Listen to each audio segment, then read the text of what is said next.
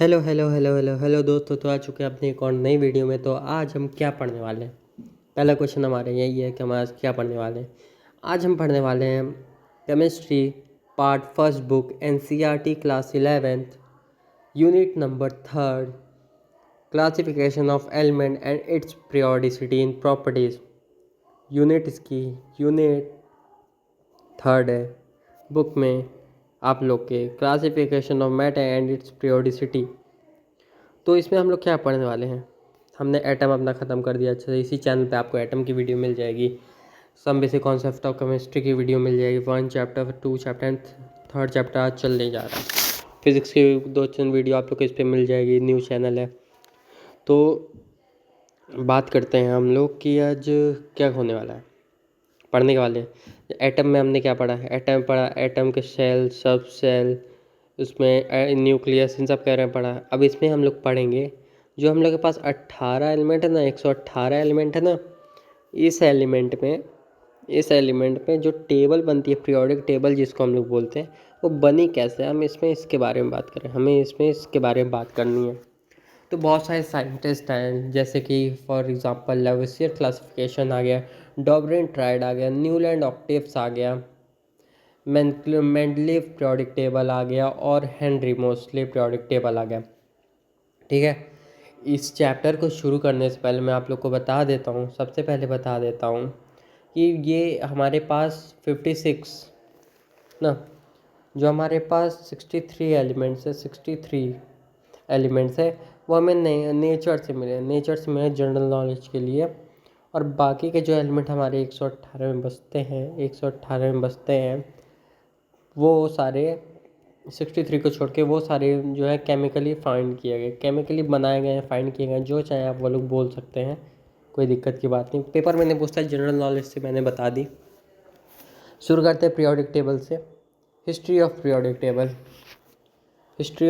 Table क्या है? तो प्राउस्ट हाइपोथेसिस, अभी मैंने बताया प्राउस्ट हाइपोथेसिस के बारे में। तो अकॉर्डिंग टू हिम, इनके बोलने से, इन्होंने कहा था कि एलिमेंट जो है वो किससे बना है, हाइड्रोजन से बनेगा चाहे आइसोटोप से बनेगा। हाइड्रोजन से बने तो आइसोटोप से बनेगा, इन्होंने बोला था। फॉर एग्ज़ाम्पल 7 Li/3, इसको हम लोग एटॉमिक नंबर बोलते हैं। एटॉमिक नंबर, इसको मास नंबर, ऊपर वाले को एटॉमिक नंबर बोलते हैं, नीचे वाले को मास नंबर। ऐसे हम लोग पढ़े थे 10th में, 9th-10th में। एटॉमिक नंबर, मास नंबर ऐसे हम लोग पढ़ते। अरे भैया मैं तो भूल गया, तुम तो 10th 9th में पढ़े ही नहीं, तो बेसिक से पढ़ाते हैं आपको, तो एटॉमिक वेट का फार्मूला देख लेते हैं। एटॉमिक वेट, ये फार्मूला इसमें पुट करना है, कोई भी क्वेश्चन इसमें बनता है तो ये फार्मूला आपको डायरेक्टली पुट करना है।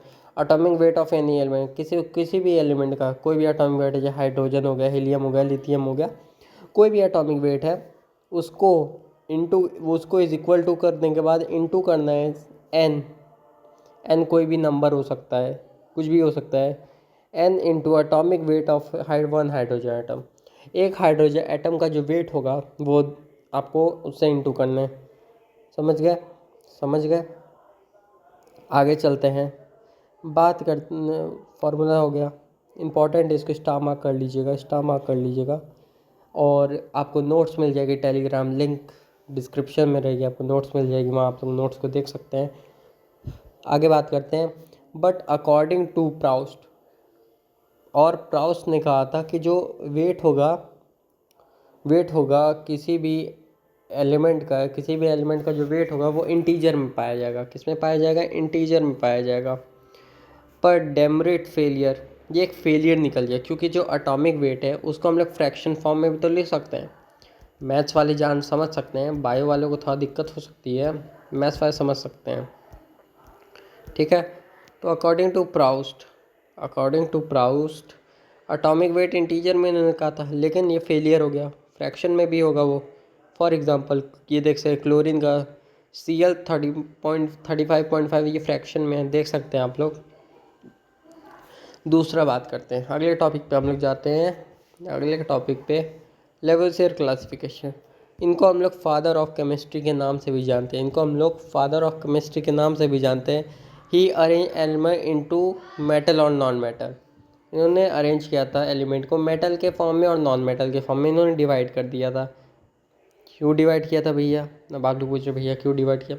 क्योंकि हम लोग के टॉपिक बढ़ सके, हमें ज़्यादा पढ़ना पड़े। मजाक कर रहा हूँ। शुरू करते हैं, आगे बढ़ते हैं। मेटल्स क्या होते हैं और नॉन मेटल्स, इससे हम लोग some basic concept of chemistry में पढ़ के आए हैं। कमेंट में बताना इसका, मेटल क्या होता है, नॉन मेटल क्या होता है। टेंडेंसी टू लूज़ होती है इलेक्ट्रॉन की, टेंडेंसी टू लूज़ होती है, ये अपने इलेक्ट्रॉन को लूज़ कर देता है, बाहर निकालता है।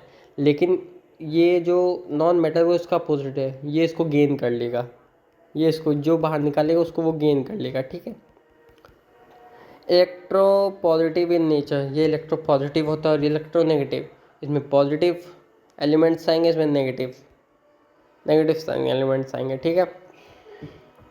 डेमरेट फेलियर का, failed after discovery of metalloid, जब हमने इन्होंने डिस्कवरी कर ली, मेटलॉइड आ गया, मेटलॉइड की डिस्कवरी कर दी गई, जो प्रॉपर्टी ऑफ मेटल और नॉन मेटल हमने बताया, ये जो मेटल और नॉन मेटल के बारे में बताया, ये रॉन्ग हो गया था। क्या हो गया था? रॉन्ग हो गया, क्योंकि मेटलॉइड्स में हमें वो भी चीज़ें मिल रही थी जो मेटल में भी है, नॉन मेटल, दोनों में कॉमन चीज़ें जो हैं वो भी हमें मिल रही थी। किसमें? मेटलॉइड्स में हमें ये सब मिल रहा था। अब आता है डॉबरी ट्रेड। डॉबरी ट्रेड स्टार्ट करने से पहले मैं आप लोग से पूछता हूँ कि बताइए आप लोग कि सेट क्या होता है? What is set? कमेंट में बताइएगा सेट क्या होता है। अब लिख लिए, स्टार्ट करते हैं। Tried set of 3 element, tried set होता है वो 3 एलिमेंट्स होते हैं उसमें। ही अरेंज एलिमेंट इन सेट, वो एलिमेंट को सेट के फॉर्म में रखते हैं, सेट की फॉर्म में रखते हैं हम। अब जैसे for example ascending order, descending order जानते हैं हम लोग, उसमें क्या छोटे से बड़ा, मतलब छोटे से बड़े पे जाते हैं और बड़े से छोटे पे जाते हैं, ठीक है। लेकिन इसमें क्या है, इस वाले में क्या है, इसमें हमें इसके वेट के, जो इसका वेट है उस पर डिपेंड होगा ये। जैसे जैसे फॉर एग्जांपल मान लेते हैं किसी का वेट है, अभी आगे एग्जांपल देखें, मान लो 5 ज़्यादा है, 5 पहले आ जाएगा, 1 छोटा है तो बाद में आएगा वो, ठीक है। तो एटॉमिक वेट पे ये डिपेंड करता है डॉबरिन ट्रेड। फॉर एग्जांपल आगे चलते हैं, एग्जांपल देखते हैं इसके। एग्जांपल जैसे LiNa, अब इसमें दिया क्या है, 7 दिया है, 23 दिया है और 39 दिया है, ठीक है। अब देखो L + 39/2 कर देंगे, फॉर्मूला है तो 46/2 आ गया, प्लस करने 46 आया और अपॉन में 2 आया तो हमारा 23 आया। तो इसमें सबसे ज़्यादा वेट किसका होगा? 23 वाले का होगा, Na का। तो ये वेट पे डिपेंड होता है, ठीक है। आगे बात करते हैं।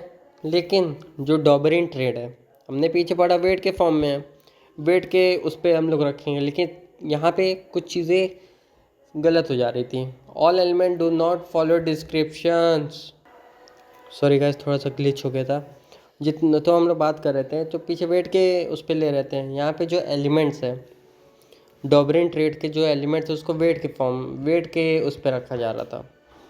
लेकिन अब बात करते हैं, इसमें कुछ चीज़ें गलत हो जाए, जैसे डॉबरिन ट्रेड में नॉट फॉलो नहीं किया जा रहा है। डॉबरिन ट्रेड जो है वो कुछ चीज़ गलत है। जो वैल्यू है वो पॉइंट्स में आ जा रहे थे, जो वैल्यू पॉइंट्स में नहीं आनी चाहिए। यहाँ देखो कोई पॉइंट्स में आया नहीं आया, लेकिन कुछ वैल्यू आ जा रही थी पॉइंट्स में, गलत आ जा रहा था। जो मतलब 7 है, 23 है तो 24 39, तो यहाँ पे 23 आ रहा है, 24 आ ही नहीं रहा है, इसमें से 3 में से कुछ आ ही नहीं रहा है, समझ गए।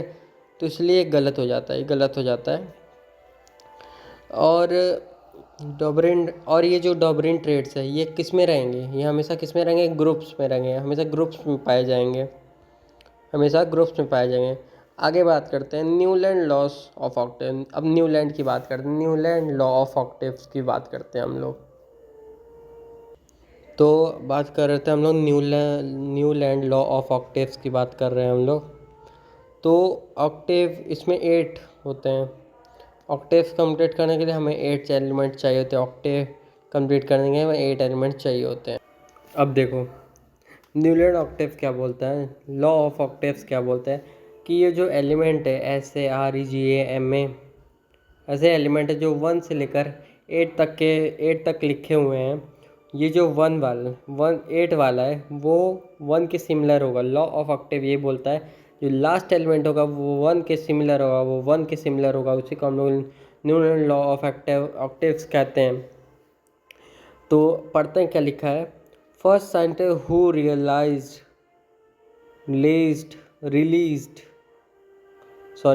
हु लिखा गया है, थोड़ा दिक्कत हो रही है। First scientist who related properties of element with atomic mass. First scientist आया जिन्होंने रिलेट किया था फर्स्ट एटॉमिक मास को, एलिमेंट के एटॉमिक मास को उन्होंने रिलेट किया था। और न्यूलैंड ऑक्टेव दूसरा देखो, according to Newland when element are arrange in increasing order. मैंने क्या बोला, इंक्रीजिंग ऑर्डर में होगा। इंक्रीजिंग ऑर्डर में रखेंगे, जब उसे ऑर्डर में रखेंगे ऑफ एटॉमिक वेट, उसका एटॉमिक वेट पे atomic weight, then every 8th element will be the same property. जो मैंने बोला ऊपर की लास्ट वाला एलिमेंट है फर्स्ट के सेम होगा, फर्स्ट के सेम हो तो वही लिखा हुआ है। तो देखते हैं ये 1 2 3 4 5 6 7 8 Li barium boron carbon nitrogen oxygen fluorine neon sodium aluminium silicon phosphorus and so chlorine sulphur chlorine तक दिया। तो ये जो फर्स्ट वाला है वो लास्ट के इक्वल होगा, लास्ट के वो इक्वल होगा, फर्स्ट जो है 8th के इक्वल होगा। ठीक है, डेमेरिट देख लेते हैं। डेमेरिट क्या बोल रहा है, वैलिड वन अप लो कैल्शियम, वैलिड 1 अप लो कैल्शियम रहेगा। Failed after discovery of inert gas, ये फेल्ड हो गया जब डिस्कवरी हुई इनर्ट गैस के बारे में। ये भी फेलियर हो गया था जब इनर्ट गैस की डिस्कवरी हुई थी, तब ये भी गलत माना गया था, समझ आ गया। आगे बढ़ते हैं। और वीडियो समझ आ रही है, अच्छा लग रहा है वीडियो, एक लाइक कर दीजिएगा, कमेंट कर दीजिएगा, प्यारा सा कमेंट कर दीजिएगा, शेयर कर दीजिएगा, सब्सक्राइब कर दीजिएगा, बेल आइकन कॉल पे सेट कर दीजिएगा, क्योंकि आपको सबसे पहले हमारी वीडियो मिलती रहे। आगे बढ़ते हैं। लोथर मेयर कर्व के बारे में जानते हैं। देखो भैया देखो, लोथर मेयर कर्व क्या बोलता है। ही प्लॉटेड अ कर्व, इसने एक कर्व रख दी, बेंड कर्व। ग्राफ बना के समझाते हैं आपको। वेट, एक ग्राफ बना दी, मान लो ये वाई एक्सिस है, ये एक्स एक्सिस है। ठीक है, ग्राफ बना दी। ये वाई एक्सिस जो है वो एटॉमिक वॉल्यूम है, ये वाली जो एक्सिस है ये एटॉमिक वॉल्यूम है, ये वाली जो एक्सिस है एक्स एक्सिस जो है वो एटॉमिक वेट है। यहाँ पे एटॉमिक वेट प्लॉट किया जाएगा एक्स एक्सिस पे। वाई एक्सिस पे इसके वॉल्यूम जो गिवन होंगे आपको वो पुट किया जाएगा किसी भी एलिमेंट, फॉर एवरी एलिमेंट, कोई भी एलिमेंट हो जो आपको गिवन दिया हो, क्वेश्चंस में किसी में गिवन दिया हो। ठीक है, एटॉमिक वॉल्यूम का फॉर्मूला देख लो, मास अपॉन डेंसिटी होता है एटॉमिक वॉल्यूम। सबको पता है, फिजिक्स जो पढ़ता है, फिजिक्स पढ़ते हो ना, नहीं पढ़ते तो इसी चैनल पे वीडियो जाके पढ़ लेना। मास अपॉन डेंसिटी होता है D=m/v। मास को m से डिनोट किया जाता है, डी वॉल्यूम को, डेंसिटी को v से डिनोट किया जाता है। ठीक है, क्रिस्ट ग्रुप 1 एल्कलाइन मेटल के बारे में जानते हैं। इसमें दिया, देखिए क्या दिया, LiNaKRbCsRf दिया है। ठीक है, ये सही।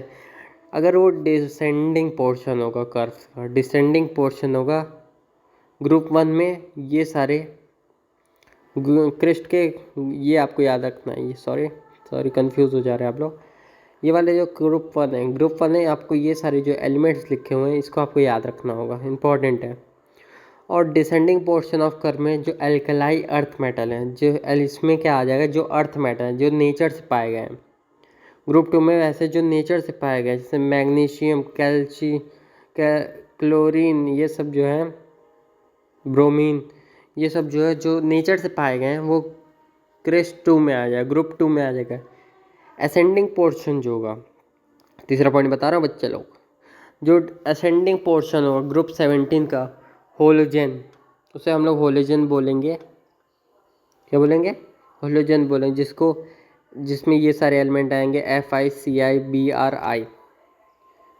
थ्रो क्या हो, थ्रो मेटल और मेटेलॉइड्स और ट्रांसेक्शन एलिमेंट, ट्रांजिशन एलिमेंट आ जाएंगे इसमें मेटेलॉइड्स में। मेटेलॉइड और ट्रांजिशन एलिमेंट आ जाएंगे थ्रो में, ठीक है।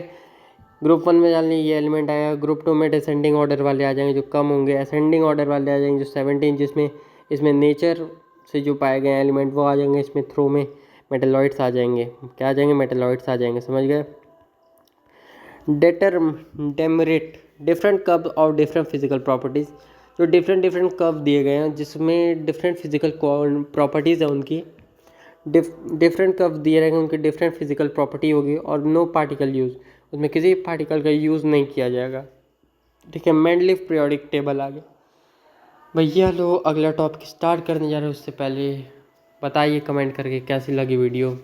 अच्छी लगी तो लिख दो बाबू भैया, लिख दो बाबू भैया। मेंडलीव पीरियोडिक टेबल क्या बोलता है, मेंडलीव पीरियोडिक टेबल क्या बोलता है? तो Mendeleev periodic law, the physical and chemical properties, जो फिजिकल एंड केमिकल प्रॉपर्टीज होती है एलिमेंट्स में are periodic function of their atomic weight. वो जो एलिमेंट है, जो फिजिकल एंड केमिकल प्रॉपर्टीज है एलिमेंट की, उनका जो पीरियोडिक फंक्शन होगा उनकी एलिमेंट का, उसका एटॉमिक वेट को दे बताता है मेंडलीव पीरियोडिक टेबल बताता है जो उसका एटॉमिक वेट है जिस पे अरेंज किया गया है। जैसे कि 63 वर प्रेजेंट, 63 एलिमेंट प्रेजेंट थे उस टाइम, मेंडलीव के टाइम तक 63 एलिमेंट प्रेजेंट थे। 1869 तक मेंडलीव के जो भी एलिमेंट थे वो प्रेजेंट थे, ठीक है। ही अरेंज एलिमेंट इनटू 7 हॉरिजॉन्टल रोज, इन्होंने अपने एलिमेंट को 7 हॉरिजॉन्टल रोज में रखा, 8 वर्टिकल कॉलम। आगे पीरियोडिक टेबल में आपको बता देंगे 7 हॉरिजॉन्टल रोज होंगे, 8 वर्टिकल कॉलम्स होंगे। ये 7 हॉरिजॉन्टल रोज हो गए, ये रोज हो गए 7, और ये 8 कॉलम्स हो गए, 8 वर्टिकल कॉलम्स हो गए, ठीक है।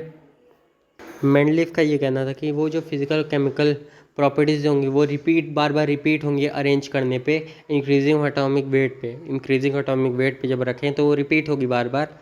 This mean that element which similar property, और उस एलिमेंट की कुछ ना कुछ सिमिलर प्रॉपर्टीज़ होंगी which appear after regular intervals of increasing atomic weight, और वो रेगुलर इंटरवल्स में आता रहेगा इंक्रीजिंग एटॉमिक वेट के साथ, समझ गए। बात करते हैं 63 प्रेजेंट थे उस टाइम पे, मेंडलीव जब थे उस टाइम 1869 में, इतने 63 एलिमेंट फाइंड थे, 118 में से 63 फाइंड हो गए थे। तो देखते हैं, ही अरेंज 7 हॉरिजॉन्टल में 1 2 3 4 5 6 7, और रोमन नंबर्स में भी 8 वर्टिकल कॉलम्स में इन्होंने रख दिया। ईच ग्रुप एक्सेप्ट 7 वॉज सब डिवाइडेड, जो ग्रुप्स हैं और एक्सेप्ट 7 को लेकर छोड़कर, 7 को छोड़कर जो सब डिवाइड किया गया है इनटू 2 ग्रुप्स, 2 ग्रुप्स में डिवाइड किया गया, ए एंड बी।